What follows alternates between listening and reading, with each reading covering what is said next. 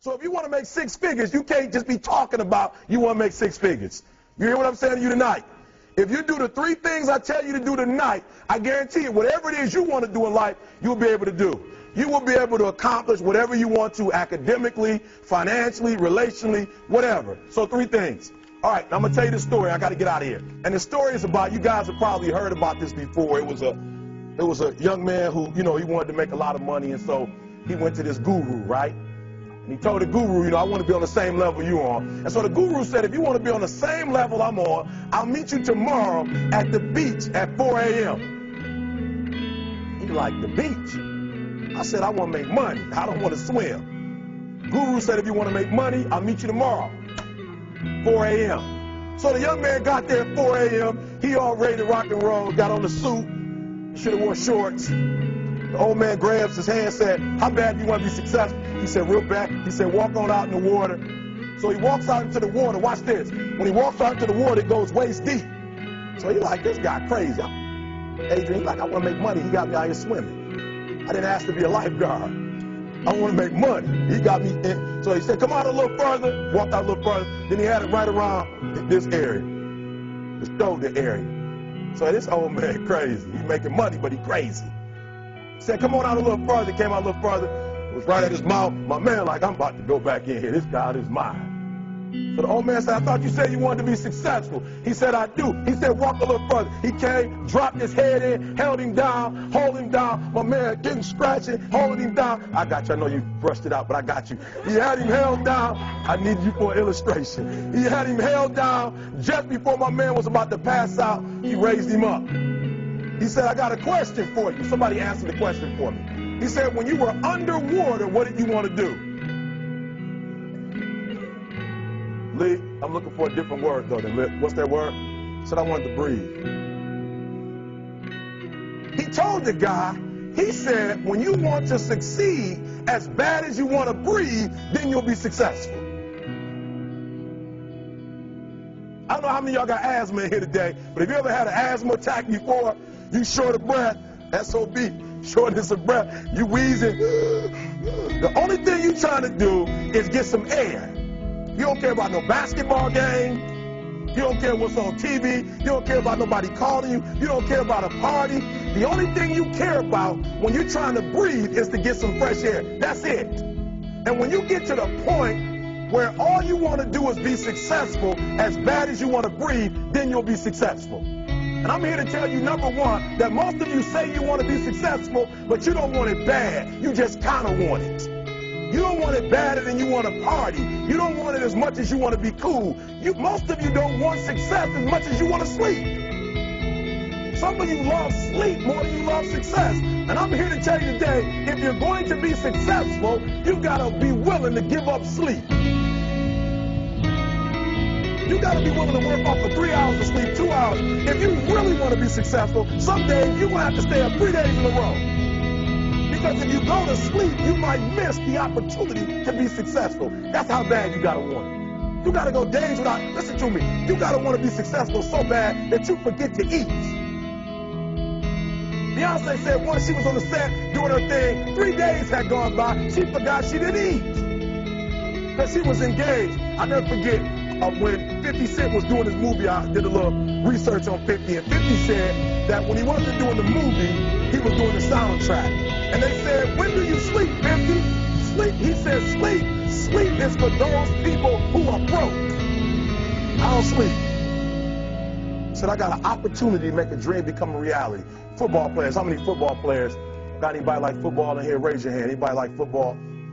Emmitt Smith. I used to be a Cowboy fan. Before they did my boy Tom Landry wrong, I used to be a Cowboy fan. And watch this, there was a commercial. Emmitt Smith had won his first Super Bowl, and he had this commercial when he was lifting weights. I don't know if you saw the commercial when he was lifting, and he said, Emmitt said, you know what? I won the Super Bowl, so I can rest now. He was doing his bench press. So he said, I won the Super Bowl, so I can rest now. So he throws up about 325, boom. And he rests for about 2 seconds. And he boom, boom, boom. Did you see that? He'd already won a Super Bowl. He said, I think I'm going to take a rest. And he rests for how long? 1 second. Most of you won't be successful because when you're studying and you get tired, you quit. And I'm here to tell you today, if you got somebody came to my office the other day crying. I said, look, don't cry to give up. Cry to keep going. Don't cry to quit. You already in pain. You already hurt. Get a reward from it. Don't go to sleep until you succeed. Listen to me. I'm here to tell you today that you can come here, you can jump up, you can do flips, you can be excited when we give away money. But listen to me, you'll never be successful until I don't have to give you a dime to do what you do. You won't be successful until you say, I don't need that money, because I got it in here. So listen to me. Emmitt Smith said this at the end of the commercial. Emmitt Smith said, all men are created equal. Some work harder in preseason. I'm going to say it again because you might have missed it. All men are created equal. Some work harder in preseason. So that means that there are some people who are going to see the professor, going to see the TA. And even when the professor says, I don't meet with you, my TA meets with you, you say, I don't want to talk to your TA. I don't pay the TA. I pay you to teach me. So you're going to have to find some time to meet me. If I got to meet you at the mall, if I got to meet you at your house, you are going to see me. Listen to me. All men are created equal. Some work hard in preseason. When I went to college, guys were way smarter than me. 4.0s, 3.0. They went to the Ivy League high schools, came to Oakwood from these great high schools. Most of them are not doing what I'm doing. Why? Because it's not about where you come from. It's about heart. You come to a place where, being smart ain't enough. You got to have heart. That's number one. Watch number two. Number two, catch number two. I wrote it down. I wanted to make sure you got it. It says, watch this. We're talking about sacrifice now. The important thing is this. You're right while I'm saying it, because I only have about 3 more minutes. Listen to me. The most important thing is this. To be able at any moment to sacrifice what you are for what you will become. That's the number 2 thing. You got to catch that one. To be able to, listen to me, at any moment. Some of you can make sacrifices when Monday Night Football is not on. You can make a sacrifice. But when the game come on, for some reason, you just attached to it. For some of you, when your favorite show come on, you can make sacrifices on Sunday when ain't nothing going on. But when your favorite show comes on Monday, bam, some of you focus until the phone rings, and then you like, I gotta answer it. If I don't answer the phone, I'm gonna die. I'm saying to you today that there are some of you, if you give up your cell phone, you would be successful. But your cell phone is more important to you than your success. I'm gonna say it again. I'm gonna hurt somebody. Some of you need to give up your cell phone because the time you spend on your cell phone could be used for your success. The time you could be using to be successful, you're using it on the cell. And the cell phone is not bringing you nothing but a bill. And somebody has told you you couldn't live without it. I'm talking about going deep now, giving up stuff. Watch what it says. To be able at any moment to sacrifice what we are for what we can be. I don't do well in math. You're right. You ain't never studied. I'm not good in writing because you have never written before. But I dare you to fail in writing for a whole year to see if you can get to the end. I dare you to fail. I dare you to take that same class over and over again. I dare you to stop dropping classes like you soft. Always want to give up. I'm dropping. Why are you dropping? I'm so grateful that the slaves didn't drop and quit. Say, I'm just going to stop. I'm a slave. I'm just going to be a slave. I'm going to quit. Listen to me. The slaves said, we will live because one day we will become. We won't always be slaves. So today, although we're slaves, we're going to act like we're free, and one day our children will be free. If the slaves would have just said, we quit, we give up, we would have died in the Middle Passage. But some slaves said, I don't care what we go through, we're going to survive this. 400 years of slavery, we're going to get through this. And you can't get through it 1825. You can't get through a writing class, and you got tutor after tutor, resource after resource. The problem is, you ain't never felt no pain before. You're soft. It's a soft generation. You quit on everything. Our people did not quit. Harriet Tubman not only made it, she went back and got some more. She said, you know what, I made it, but I'm going to walk all, listen to me, shh. not ride the bus. I'm going to walk all the way back down to the south to get some more. And you quitting on 1825? Now watch this. You quit after you, listen to me, you get a sleeping bag and you wait for them. You wait for the first WRA instructor to come in and you come out your sleeping bag, I need help. You quit after you do that. You quit after you had, listen to me, a WRA party. I'm having a party. Everybody come over. I got food, everything. And let them get over there. Let it be all the best writers. All right, I food y'all. I want to have a writing party.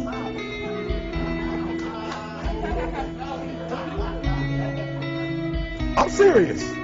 You quit and you ain't even tried yet. Last one. I'm sorry. Last one. Listen to me. Pain is temporary. It may last for a minute or an hour or a day or even a year.